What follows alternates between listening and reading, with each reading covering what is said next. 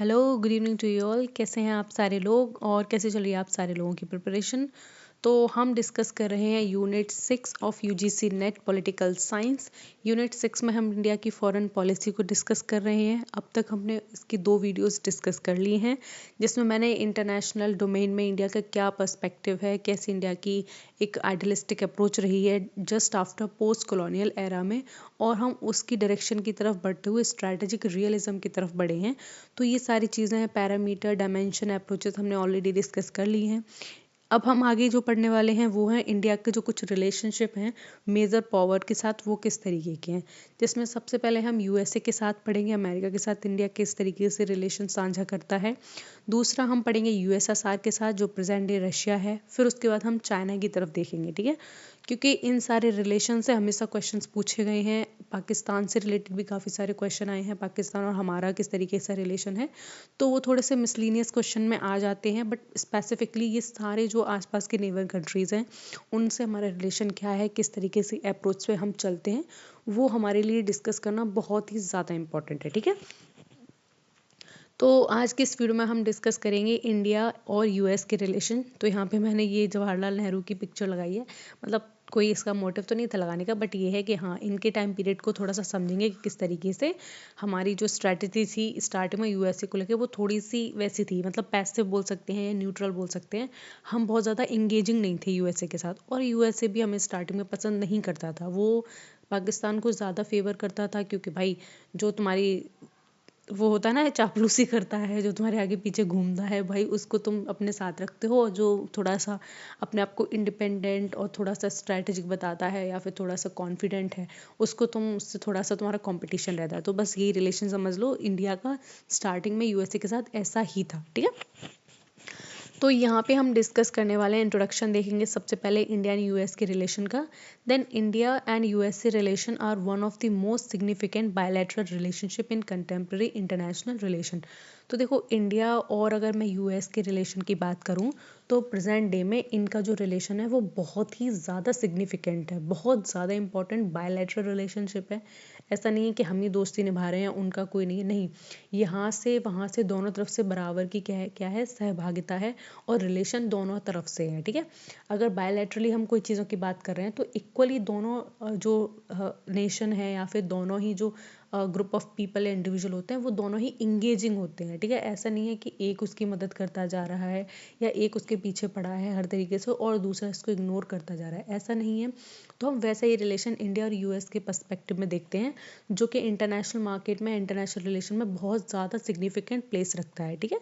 तो ये आपको पता होना चाहिए कि इंडिया के यूएस की रिलेशनशिप बहुत ज़्यादा प्रेजेंट इंपॉर्टेंट है।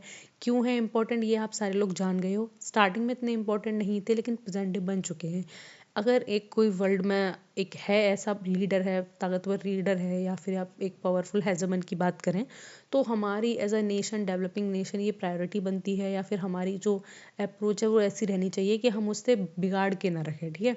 आपके मोहल्ले में कोई अच्छा खासा इंसान रह रहा है, ठीक है, अच्छा पावरफुल है, आपको पता है कि आपको कभी भी किसी चीज़ की ज़रूरत पड़ी तो वो आपकी मदद कर सकता है। तो बेस्ट पॉसिबल वे क्या है कि आप उसके साथ रिलेशनशिप हमेशा अच्छे रखो, ठीक है। मतलब ना उससे जलो बलो, इतना भी उसमें मत घुस जाओ फिर जाके रिश्ते खराब हो जाएं, लेकिन हाँ, आपके रिलेशन हमेशा उसकी तरफ कैसे होने चाहिए, अच्छे होने चाहिए। वैसा ही सेम इंडिया के रिलेशन किसके साथ है, सॉरी, यूएसए के साथ है, ठीक है। And this relationship describe as a comprehensive global strategic partnership. और इनके जो रिलेशनशिप है उसको कॉम्प्रिहेंसिव ग्लोबल स्ट्रैटेजिक पार्टनरशिप कहते हैं, ठीक है। मतलब कि इसको डिस्क्राइब किया गया इस रिलेशनशिप को इस टैग से, ठीक है। हमारा जो रिलेशनशिप है मल्टीपल एरिया में है, पीपल टू पीपल कनेक्शन है, कल्चर टू कल्चर कनेक्शन है, इकोनॉमिक हमारा इनसे बहुत अच्छा रिलेशनशिप है, पॉलिटिकल रिलेशनशिप है। तो हमारे एक कॉम्प्रिहेंसिव लिस्ट बन जाती है कि हाँ, हमारे इतने सारे एरियाज़ में यूएसए के साथ हमारे रिलेशन स्टैब्लिश होते हैं, ठीक है। And it also influences global politics, Indo Pacific stability, global economy, technology and climate governance. तो देखो, इनके जो रिलेशनशिप है, इनका जो दोनों के बीच में दोस्ती है, वो हमें ग्लोबल पॉलिटिक्स में देखने को मिलती है, ठीक है। ग्लोबल पॉलिटिक्स का मतलब है हम वर्ल्ड लेवल पे ये चीज़ को देखते हैं, ठीक है। इंटरनेशनल लेवल पे ये चीज़ देखते हैं। इंटरनेशनल लेवल पे पता है कि हाँ, इंडिया और पाकिस्तान, सॉरी, इंडिया और यूएसए क्या है, अच्छे दोस्त हैं, ठीक है। साथ में जो इंडो पैसिफिक रीजन है उसमें हमें स्टेबिलिटी देखने को मिलती है। दोनों कंट्री इस रीजन में क्या कर रही हैं, स्टेबिलिटी क्रिएट करने की कोशिश कर रही हैं, ठीक है। अगर मैं यूएसए की बात करूं प्राइमरीली, तो यूएसए का जो ट्रेड रूट है या फिर यूएसए जहाँ जहाँ ट्रेड करता है वो पूरी दुनिया में करता है, ठीक है। तो जहाँ से उसके शिप गुजर रहे हैं, जहाँ से उसके मतलब कि पेट्रोलियम हो रही है, कहीं से भी कुछ हो रहा है, तो उस रीजन से जो लगने वाली कंट्रीज हैं उनके साथ रिलेशन अच्छे होने की क्या होनी चाहिए, एक श्योरिटी होनी चाहिए आपको, ठीक है। तो यही सारे हमें देखने को मिलता है किसमें, इंडिया के और यूएस के रिलेशनशिप में। जो इंडो पैसिफिक जो रीजन है उसमें ये मिलकर स्टेबिलिटी को क्रिएट करते हैं, ठीक है। साथ में ग्लोबल इकोनॉमी को शेप करते हैं। टेक्नोलॉजी के मामले में दोनों ही नेशन कैसे हैं, बहुत ही ज़्यादा आगे हैं, इन्फ्लुएंस्ड है एक दूसरे से। और क्लाइमेट गवर्नेंस की भी बात करते हैं, ठीक है। जो भी क्लाइमेट एग्रीमेंट्स हो गए या फिर क्लाइमेट चेंजेस की मैं बात करूं या क्लाइमेट को सस्टेनेबल बनाने की बात करूं, तो दोनों ही कंट्री क्या करती हैं, इस पर एग्री करती हैं और बहुत सारे ट्रिटीज़, एग्रीमेंट और पैक्ट के साथ बाहर आती हैं, ठीक है। नेक्स्ट यहाँ पे हम इनके डायमेंशन को डिटरमाइन करेंगे कि इंडिया और यूएस के रिलेशनशिप कौन कौन से एरिया में है, ठीक है। तो सबसे पहले स्ट्रैटेजिक इंपॉर्टेंस की हम बात कर लेते हैं। Strategically both the countries are very very very significant, okay. तो दोनों ही कंट्री के क्या है, स्ट्रैटेजिक इम्पोर्टेंस और द स्ट्रैटेजिक इंटरेस्ट सेम है, ठीक है। कैसे, जब हम दोनों मिलकर किसी एक प्रोजेक्ट पे काम करते हैं उसमें दोनों का ही बेनिफिट है, ठीक है, म्यूचुअली बेनिफिट है।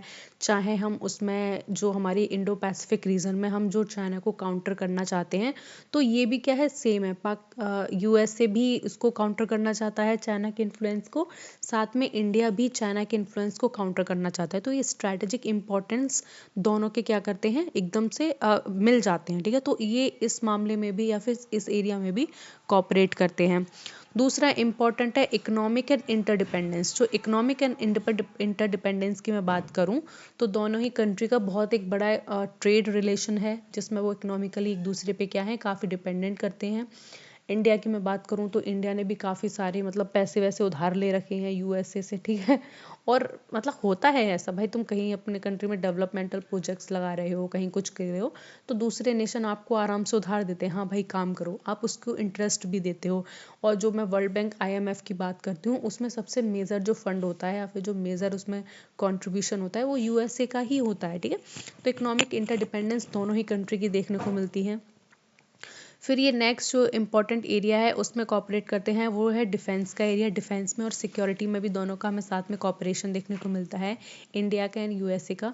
टेक्नोलॉजी और इनोवेशन में भी दोनों का साथ देखने को मिलता है। टेक्नोलॉजिकल कोई भी रेवोल्यूशन हो रहा हो या फिर उसके तहत कोई भी चीज़ें आ रही हो तो हम आराम से उसका एक्सचेंज वगैरह करते रहते हैं, ठीक है। कितनी ही सारी चीज़ें हैं जो यूएसए में बनती हैं जो कि हमारे इंडिया में आई हैं, या फिर हम डिफेंस सिस्टम में कोलैबोरेट करके कोई नई चीज़ बनाते हैं, ठीक है। यही सब क्या है, ये म्यूचुअल बेनिफिट के लिए या फिर कंट्री के इकोनॉमिक ग्रोथ के लिए या फिर कोई स्ट्रैटेजिक इंपॉर्टेंस के लिए, ठीक है। और दोनों ही साथ में शेयर्ड डेमोक्रेटिक वैल्यूज़ की बात करते हैं। यूएसए क्लेम करता है कि वो पूरी दुनिया की सबसे पुरानी डेमोक्रेसी है, ठीक है। और इंडिया भी डेमोक्रेटिक जो वैल्यूज़ हैं, नॉर्म्स हैं, उनको चेरिश करता है अपने कॉन्स्टिट्यूशन में और अपने बिहेवियर में भी, ठीक है। रोल ऑफ चाइना की अगर मैं बात करूँ तो दोनों का जो स्टैंड है वो एक जैसा है। यूएसए है वो भी ज़्यादा चाइना को पसंद नहीं करता और हमारे भी जो रिलेशन है चाइना से वो इसी तरीके के रहते हैं, ठीक है। चाइना बहुत एक बोल सकती हूँ मैं शार्प प्लेयर है इस इंटरनेशनल पूरे फॉरम में। वो उसकी स्ट्रेटजी एकदम से अलग है। वो पता नहीं अपने पूरे रीजन को इन्फ्लुएंस करना चाहता है। वो उसका जो साउथ चाइना सी का रीजन है वहाँ पे उसका बहुत बहुत ज़्यादा दबदबा बना हुआ है। वहाँ के रिसोर्सेज को वो बहुत ज़्यादा एक्सप्लॉइट करता है, ठीक है। आसपास की कंट्री की इकोनॉमी इतनी ग्रो नहीं कर पाती हैं। साथ में इंडियन डायस्पोरा की बात करें यूएसए में तो हम देख ही रहे हैं कितना कल्चरली इन्फ्लुएंस हमने कर रखा है। करीब 4 से 5 मिलियन लोग तो हमारे इंडियंस यूएसए में रहते हैं। यूएसए के भी बहुत सारे लोग इंडिया में रहते हैं, ठीक है। तो ये सब क्या है, इन दोनों कंट्री के बीच के रिलेशन को बहुत ज़्यादा मजबूत करती हैं और आगे बढ़ाती हैं, ठीक है। यहाँ पे हम जो इंडिया और यूएस है उसके जो रिलेशन है उसको कुछ फेजेस में डिस्कस करेंगे, ठीक है।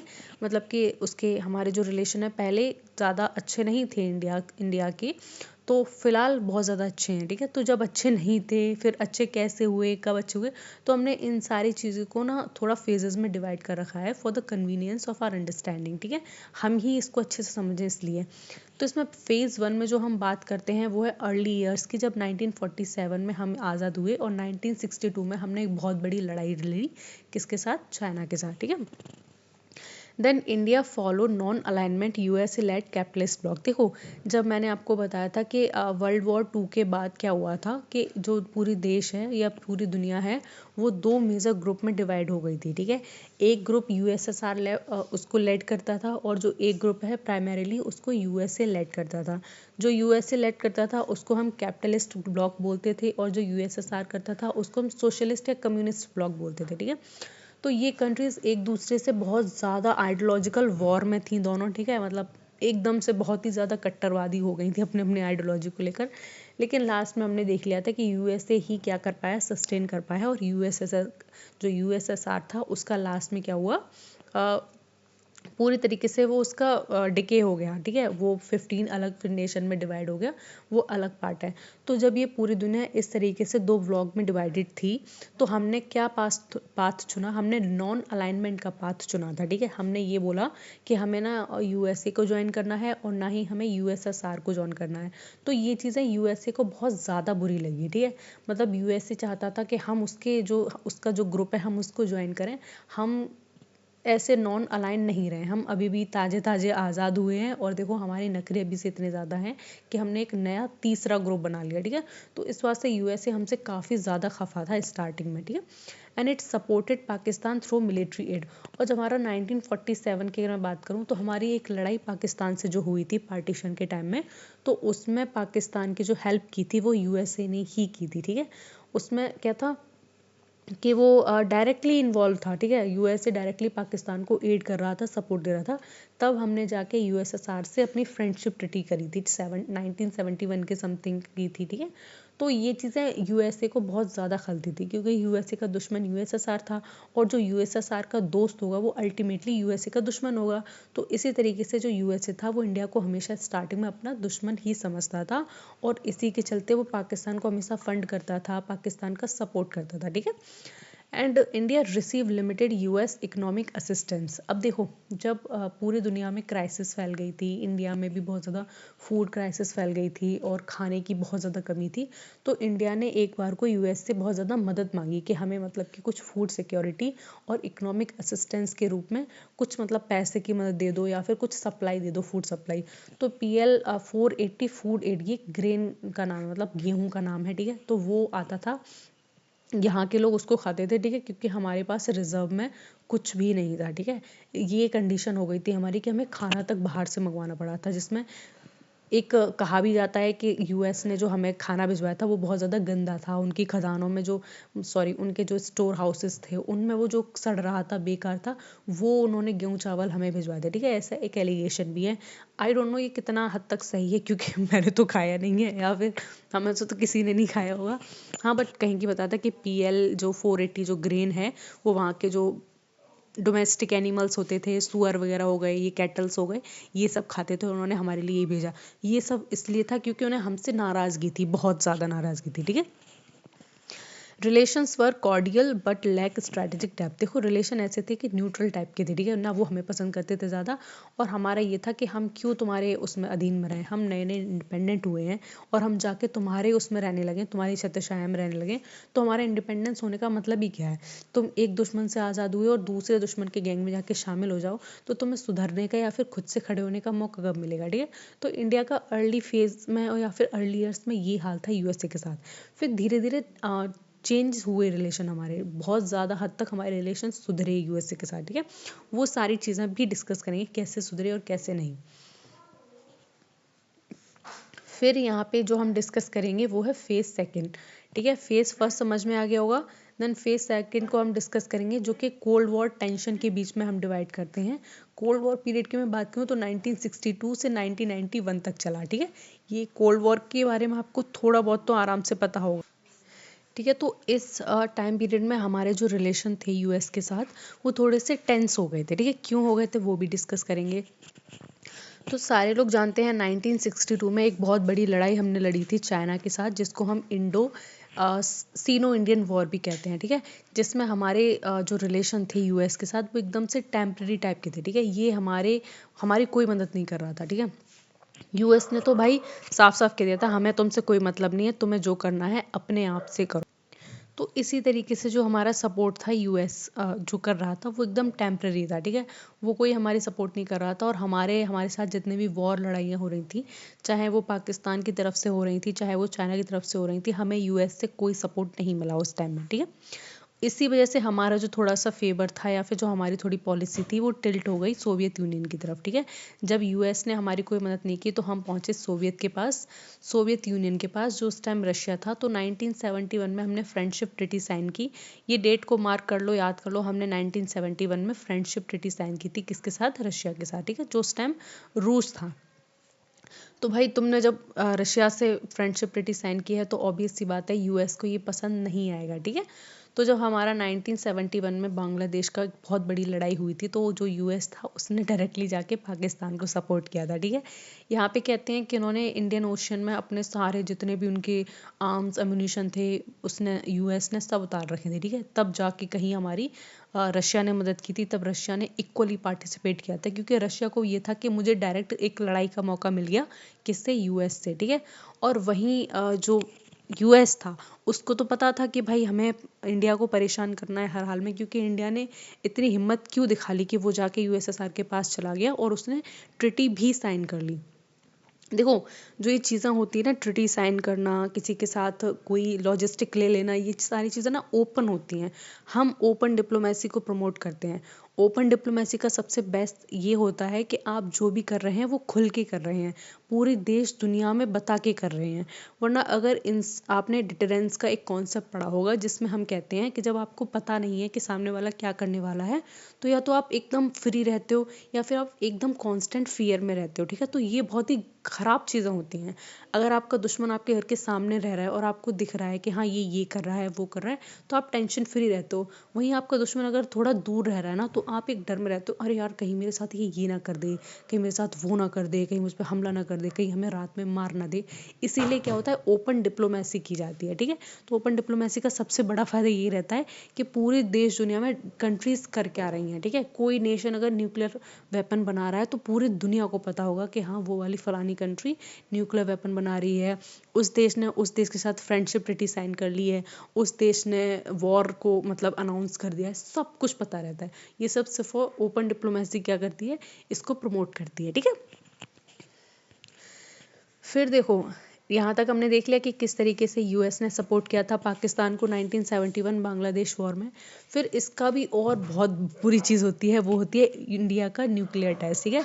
तो जब इंडिया ने न्यूक्लियर टेस्ट किया था 1974 में पोखरण राजस्थान में, तो उस चीज़ से यूएस और ज़्यादा बौखला गया था। मतलब उसको ये चीज़ पसंद नहीं आई कि इंडिया के पास न्यूक्लियर बॉम्ब कैसे हो सकते हैं। उनका ये था कि जिन लोगों के पास हैं, मतलब कि चाइना है, रशिया है और फ्रांस, इंग्लैंड है, बस इनके पास होना चाहिए, इसके अलावा किसी और के पास न्यूक्लियर नहीं होने चाहिए। बट इंडिया ने जब 1974 में चुपके से न्यूक्लियर टेस्ट कर लिया, तो इससे रिलेशन और भी ज़्यादा ख़राब हो गए थे, ठीक है, हमारे किसके साथ? यूएस के साथ, ठीक है। क्योंकि वो भाई पहले से कोई बौखलाया हुआ है, ऊपर से तुम्हारी कामयाबी देख के तो उसकी और भी सुलग गई थी, ठीक है। And this period mark bye mistrust and divergence. और इसका जो पीरियड है, जो हमने सेकेंड फेज को डिस्कस किया है, जो 1962 से 1991 तक चला, ये बहुत ज़्यादा मिसट्रस्ट का और डाइवर्जेंस का रिलेशन हम देखने को मिलता है, ठीक है ना। उसको यूएस को हम पे भरोसा था, ना हमें यूएसए पे भरोसा था, ठीक है। एक दुश्मनी टाइप की थी और मिसअंडरस्टैंडिंग बोल सकते हैं, और डाइवर्जेंस टाइप की थी, ठीक है। तो फर्स्ट और सेकंड फेज आपको आराम से समझ में आ गया होगा। नेक्स्ट नाउ मूविंग अहेड, हम पढ़ने वाले हैं हमारे फेज थर्ड के बारे में, ठीक है, जो पोस्ट कोल्ड वॉर ट्रांसफॉर्मेशन को दर्शाता है, ठीक है। मतलब पोस्ट जो कोल्ड वॉर था वो पूरी तरीके से एंड हो गया था, उसके बाद हमारे रिलेशन कैसे रहे यूएस के साथ। तो इस पीरियड को हम मार्क करते हैं 1991 से 1998 तक, ठीक है। It was the end of cold war created scope for rapprochement. तो देखो, जब कोल्ड वॉर ख़त्म हो गया, सारी टेंशन्स ख़त्म हो गई, ठीक है, पूरे इंटरनेशनली एक स्टेबिलिटी क्रिएट हो गई, तो फिर हमें एक फिर से मौका मिला ताकि हम अपने रिलेशन उसके साथ यूएस के साथ सुधार सकें, ठीक है। फिर 1991 में ग्रेट डिप्रेशन को हमें देखने को मिला, तो उसमें हमने क्या किया, एलपीजी रिफॉर्म लाई, जिसको हम लिबरलाइजेशन, प्राइवेटाइजेशन और ग्लोबलाइजेशन में देखते हैं। ठीक है, तो इन रिफॉर्म्स के माध्यम से यूएस ने हमारी बहुत मदद की थी। ठीक है, यूएस की एड से ही हमने क्या किया था, अपनी पूरी इकोनॉमी को लिबरलाइज किया। मतलब धीरे धीरे रिलेशन बढ़ रहे हैं। ठीक है, मतलब इंगेजिंग देख रहे हो, धीरे धीरे हो रही है। होता है ना, हमारे पड़ोसी से हमारी बोलचाल नहीं, तो धीरे धीरे पहले बच्चे मतलब क्या करते हैं, हमारे घर के बच्चे उनके बच्चों से दोस्ती बढ़ाने की कोशिश करते हैं, फिर लास्ट में चल के बड़े बड़े लोग होते हैं ना, वो भी आपस में बोलने लगते हैं। ठीक है, तो यहाँ से धीरे धीरे शुरुआत होगी, वो देखो। ठीक है, फिर इसी के साथ जब जैसे हमने अपने मार्केट्स खोल दिए, हमने अपनी इकोनॉमी को ओपन कर दिया, वैसे ही बहुत सारे इन्वेस्टमेंट और ट्रेड जो था यूएसए का, वो इंडिया में स्टैब्लिश होना शुरू हो गया। और इससे क्या हुआ, बहुत ज़्यादा हमारे ट्रेड मिला। ठीक है, हमारा ट्रेड बढ़ गया, इन्वेस्टमेंट बहुत ज़्यादा बढ़ गए हमारे किसके साथ, यूएस के साथ, और हमारी इकोनॉमी ग्रो करना शुरू हो गई। ठीक है, एंड स्ट्रैटेजिक डायलॉग भी शुरू हो गया इसी के साथ। ठीक है, मतलब धीरे धीरे दोस्ती शुरू हो रही है यहाँ पे। ठीक है, and however 1998 nuclear test gain strain relation, लेकिन 1998 में जब हमने फिर से न्यूक्लियर टेस्ट किया, तब भी क्या थी, उनको पसंद नहीं आया, यूएस को तब भी पसंद नहीं आया कि हमने किस तरीके से दोबारा से हमने एक न्यूक्लियर टेस्ट कर लिया। ठीक है, मतलब उनका जो जितने भी P5 नेशन है, उनको नहीं पसंद कि उनके अलावा किसी और के भी ऊपर एक टैग आ जाए कि उसके पास भी न्यूक्लियर बॉम्ब है। ठीक है, तो वो चाह रहे थे कि कंप्लीट हम ऐसा करें, हमारी मोनोपोली हो जाए कि इन कंट्रीज़ के पास न्यूक्लियर वेपन है, और इसके बाद किसी भी कंट्री को न्यूक्लियर वेपन रखने की परमिशन नहीं है। ठीक है, तो सोचा था हम इंडिया को भी डरा धमका लेंगे, बट ऐसा कुछ हुआ नहीं।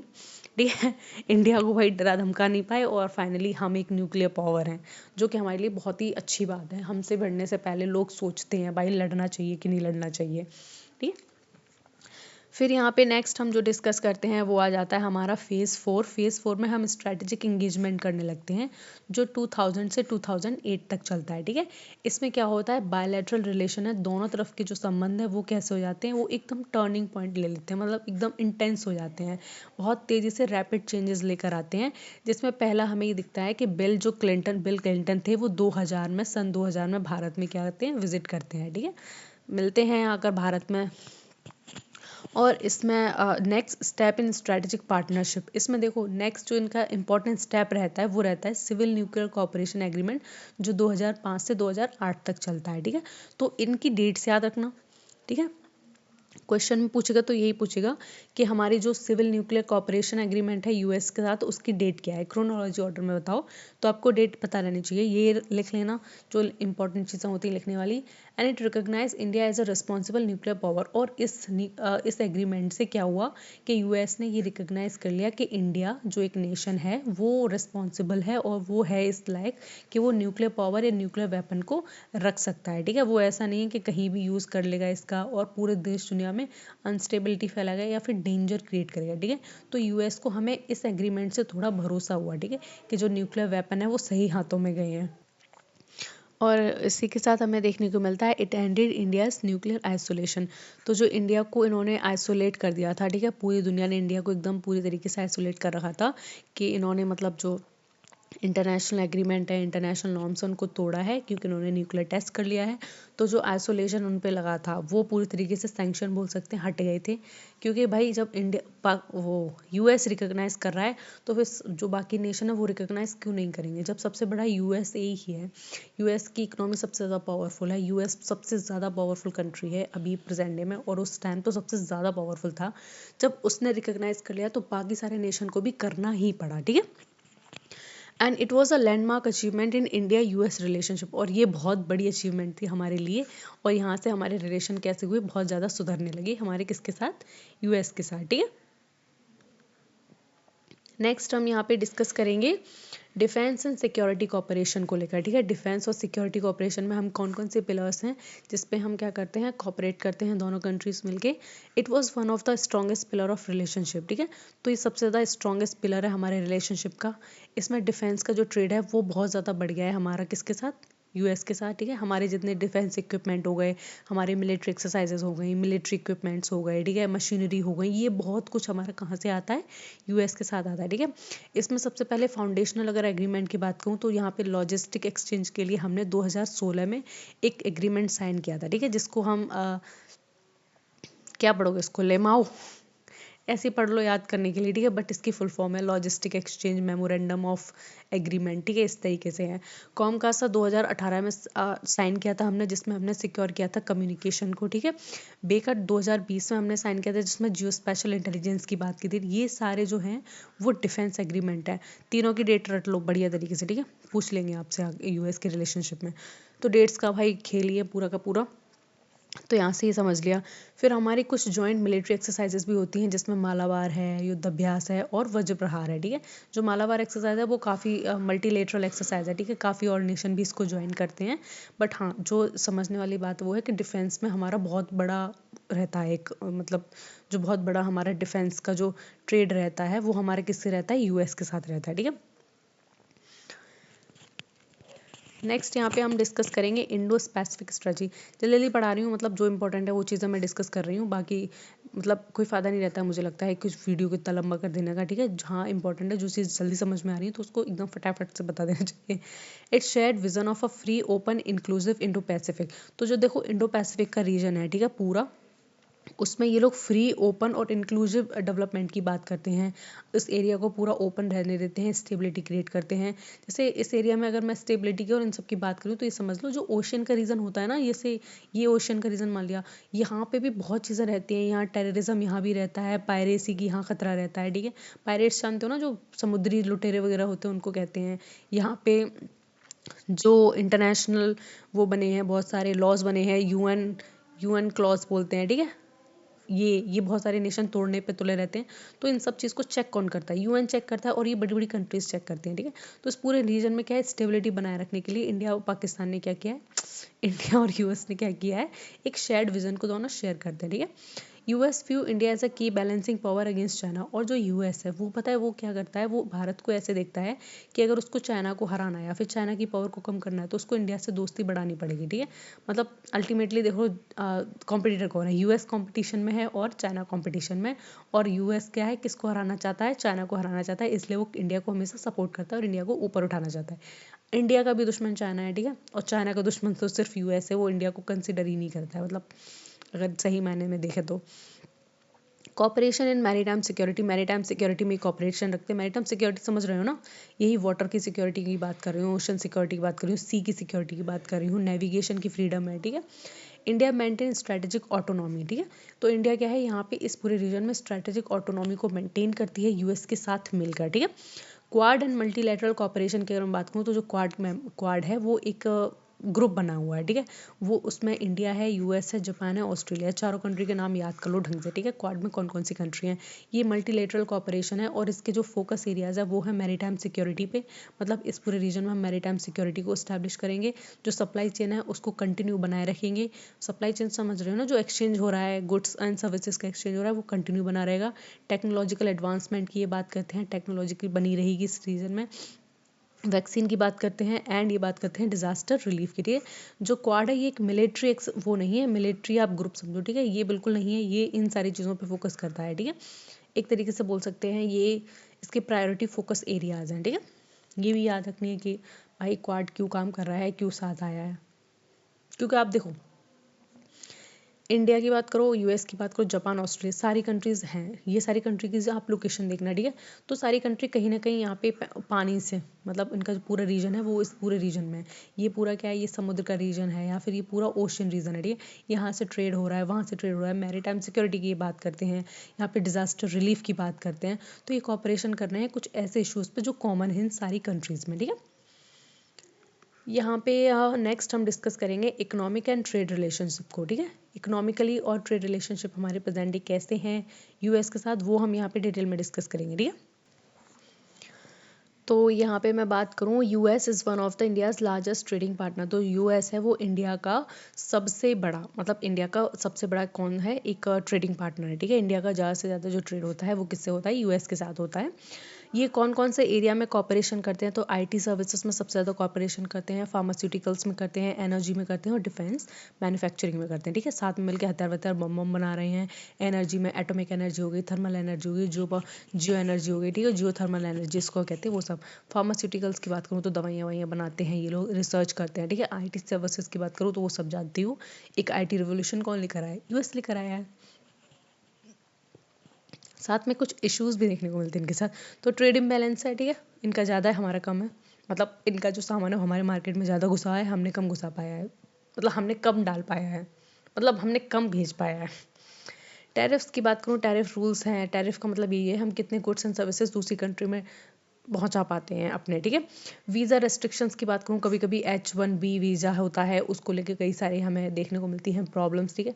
अभी ट्रंप ने क्या कर दिया था कि जिसके पास H1B वीज़ा है उनकी हम एंट्री बैन कर रहे हैं यूएस में, जिसके बाद बहुत बड़ा प्रोटेस्ट हुआ था वहाँ पर, ठीक है। इसके बाद हम एनर्जी एंड क्लाइमेट कॉपरेशन की बात करें, then this is civil nuclear energy cooperation करते हैं हम, ठीक है। क्लीन एनर्जी इनिशिएटिव में हम हमेशा साथ रहते हैं यूएसए के, और इंटरनेशनल सोलर अलायंस है जो 2015 में साइन हुई है, उसको भी यूएस क्या करता है, सपोर्ट करता है। कमेंट सेक्शन में मुझे ये बता दो इंटरनेशनल सोलर अलायंस हमने कौन सी कंट्री के साथ साइन की है, ठीक है।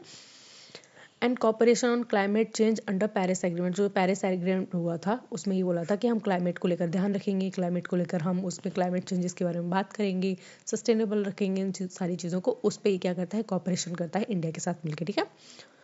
इंडियन डायस्पोरा की बात करें, यूएस में तो करीब 4 मिलियन लोग रहते हैं इंडिया के ही, किसमें, यूएस में, ठीक है। आपको मौका मिले तो आप में से आधे लोग ना बोलेंगे हाँ भाई हम तो यूएस में ही रहना पसंद करेंगे, भाई लिबरल है country. Act as bridge between the two nation, और ये क्या है, एक्ट जो इंडियन डायस्पोरा है वो क्या करता है, एक ब्रिज की तरह काम करता है दोनों नेशन के बीच में। आप हमेशा देखते रहते हो सोशल मीडिया, टीवी पे दोनों मस्त फेस्टिवल मनाते हैं। यहाँ पे हम इंडियन जो फेस्टिवल है वो हम यूएसए में देखने को मिलते हैं, यूएस फेस्टिवल हम इंडिया में सेलिब्रेट करते हैं। तो कहीं ना कहीं ये जो सॉफ्ट पावर के थ्रू हम क्या करें, कल्चर या फिर हम अपनी जो पावर है उसको, दोनों के रिलेशन को मजबूत कर रहे हैं, ठीक है। Influential in US politic economic and academy, देखो यहाँ के जो इंडियन डायस्पोरा है वहाँ पे यूएस की पॉलिटिक्स को, इकोनॉमी को और अकेडमिक को बहुत ज़्यादा शेप करता है, ठीक है।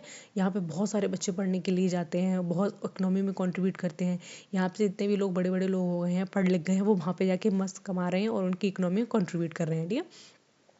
एंड स्ट्रेंथन सॉफ्ट पावर, और इसी से क्या है, सॉफ्ट पावर को वहाँ बढ़ावा मिल रहा है, ठीक है। सॉफ्ट पावर को समझते हो कल्चर के थ्रू, एजुकेशन के थ्रू, इन सब को हम क्या करते हैं जब बहुत ज़्यादा प्रमोट करते हैं उसको सॉफ्ट पावर कहते हैं, ठीक है। पता ही होगा ये, क्योंकि मैं पहले भी डिस्कस कर चुकी हूँ इस चीज़ को। नेक्स्ट हम यहाँ पे डिस्कस करेंगे इंपॉर्टेंस फॉर इंडिया। इंडिया के लिए यूएस क्यों इंपॉर्टेंट है, because it enhances strategic capacity, क्योंकि स्ट्रेटेजिक कैपेसिटी को क्या करता है, बढ़ाता है इंडिया की। साथ में करता है एक्सेस टू एडवांस टेक्नोलॉजी, उनके यहाँ जो भी एडवांस टेक्नोलॉजी आती है वो हमारे भी नेशन में आ जाती है, क्यों, क्योंकि हमारे रिलेशन उनसे बहुत अच्छे हैं, ठीक है। ग्लोबल फ्री में नहीं देते थे, ठीक है, ये भी याद रखना। ग्लोबल डिप्लोमेटिक सपोर्ट मिल जाता है, जैसे कि मुझे मान लो मैंने कोई एग्रीमेंट लाया पूरे वर्ल्ड लेवल पे, या फिर मैंने कोई ऐसी बात रखी कि चलो ठीक है हम ये जो सारे हथियार वथियार हैं आज से डाल देते हैं, हम ख़त्म कर देते हैं, हम दुनिया को एक अच्छा और आइडलिस्ट मतलब अप्रोच से चलाएंगे, तो भाई यूएस आ जाता है साथ में, ठीक है। वैसे ऐसा कभी हुआ नहीं है कि ऐसा कभी कहें, सारी कंट्री ने बढ़िया तरीके से रख रहे हैं अपने पास हथियार वथियार, और कोई हथियार डालने के लिए तैयार नहीं है, ठीक है। सबको बड़ा बनना है, सबको पापा बनना है। इकोनॉमिक ग्रोथ और इन्वेस्टमेंट की बात करूँ तो हमेशा इकोनॉमिक ग्रोथ और इन्वेस्टमेंट के लिए हमें यूएस की ज़रूरत पड़ती ही रहेगी, ठीक है। तो इसलिए यूएस हमारे लिए बहुत इंपॉर्टेंट है। कंक्लूजन पे आ जाते हैं, India US relation have evolve from mistrust to strategic partnership.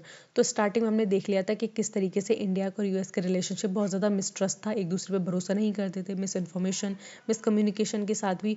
और प्रेजेंट डे हम स्ट्रैटेजिक पार्टनर बन चुके हैं, ठीक है। मतलब पहले दुश्मन थे, फिलहाल हम कौन बन गए हैं, दोस्त बन गए हैं।